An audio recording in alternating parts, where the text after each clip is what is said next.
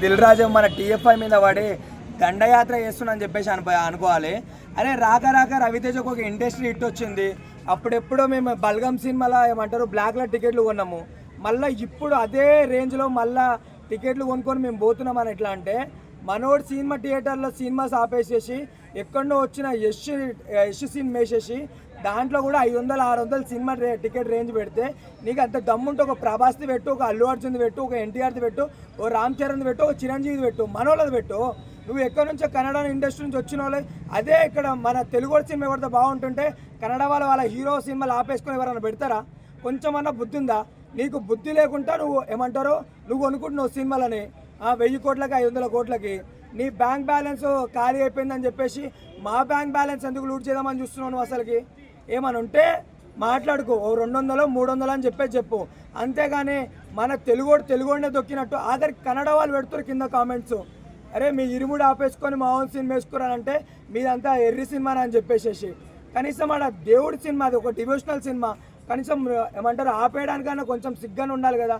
నాకు తెలిసి నిజంగా అయ్యప్ప స్వామి ఉంది కాబట్టి ఈరోజు టాక్సిక్ సినిమా అనేది అట్టర్ ఫ్లాప్ అయిపోయింది.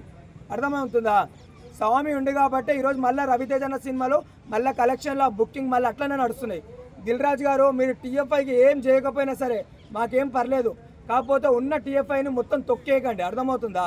ఆడ ఉన్నది ఇండస్ట్రీలో 4-5-6 పెద్ద హీరోలు, వాళ్ళు ఎప్పుడు ఇట్టు కొడతారో అని చెప్పేసి వాళ్ళు పాన్ ఇండియా మూవీలు తీస్తే 2 సంవత్సరాలు 3 సంవత్సరాలు అవుతుంది.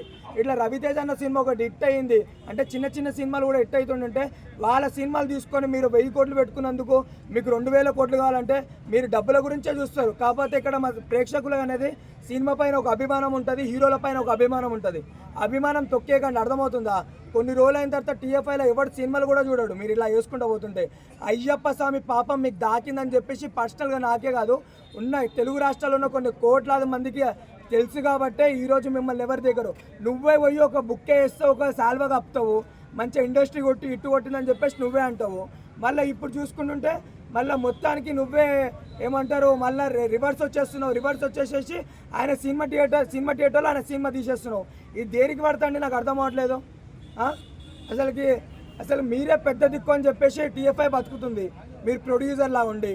మరి మీరే ఇలా చేస్తుంటే మేము ఎవరు చెప్పుకోవాలి? అందుకనే ఏమంటారు నాగవంశీ, ఈ మైత్రి మూవీ మేకర్స్ నిజంగా వాళ్ళు పెట్టి ఒక కాన్ఫరెన్స్ పెట్టి మీ గురించి మాట్లాడుతున్నారు, మీ ప్రొడ్యూసర్లు ఎంత దారుణంగా తయారవుతారు అని చెప్పేసి. ఒకటి చెప్తున్నా, అయ్యప్ప స్వామి పాపం ఇండస్ట్రీకి మొత్తం తాకిందని చెప్పుకోవచ్చు. అందుకే యశ్ సినిమా ఫ్లాప్ అయింది. మళ్ళీ ఇరుముడి ఆపుదామని చూసారు కదా, అదే ఇరుముడి ఒక బాక్స్ ఆఫీస్ కాడికి వచ్చేసి ఒక కలెక్షన్ చేసి ఎట్లుంటుందో మీకు చూపిస్తాడు. అయ్యప్ప స్వామి విలువ ఏందో ఈరోజు మీకు కనిపిస్తుంది. ఈరోజు మీకు ఇంత లాస్ వచ్చిందో కూడా మీ బాధతో మీరు చూస్తారు. మళ్ళీ ఏదన్నా మీకు కలెక్షన్ కింగ్ కావాలంటే మళ్ళీ ఏదో భక్తి ఉన్న సినిమా తీస్తేనే మీకు వస్తుంది, లేకపోతే మొత్తం వేస్ట్. అసలుకి ఇట్లాంటి ప్రొడ్యూసర్లు కూడా మా టీఎఫ్ఐకి అవసరం లేదు. చాలా వరస్ట్ అనిపిస్తుంది. ఇక్కడ ఉన్న కన్నడ వాళ్ళు పెడుతుర్రు కామెంట్లో, అరే మీ తెలుగు సినిమాలు మీరే లేపుకొని పోతలేరు, రవితేజ ఇండస్ట్రీ ఇట్టు కొట్టిండు అని చెప్పేసి అని అంటారు కదరా. మరి ఎందుకు యశ్ సినిమా వేసుకుర్రు? మీ తెలుగులో ఏమో చేతగానో అని చెప్పేసి అని అంటారు.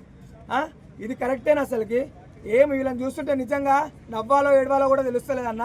ఇట్లాంటి వాళ్ళు ఉన్నంత రోజులు మన టీఎఫ్ఐ అనేది ఎప్పుడు బానిసలాగానే ఓ బందీలాగానే ఉంటుంది, కానీ మన టీఎఫ్ఐ ఇండస్ట్రీ ఎప్పుడు బాగుపడదని చెప్పేసి పర్సనల్గా ఇది నా ఒపీనియన్ అన్న.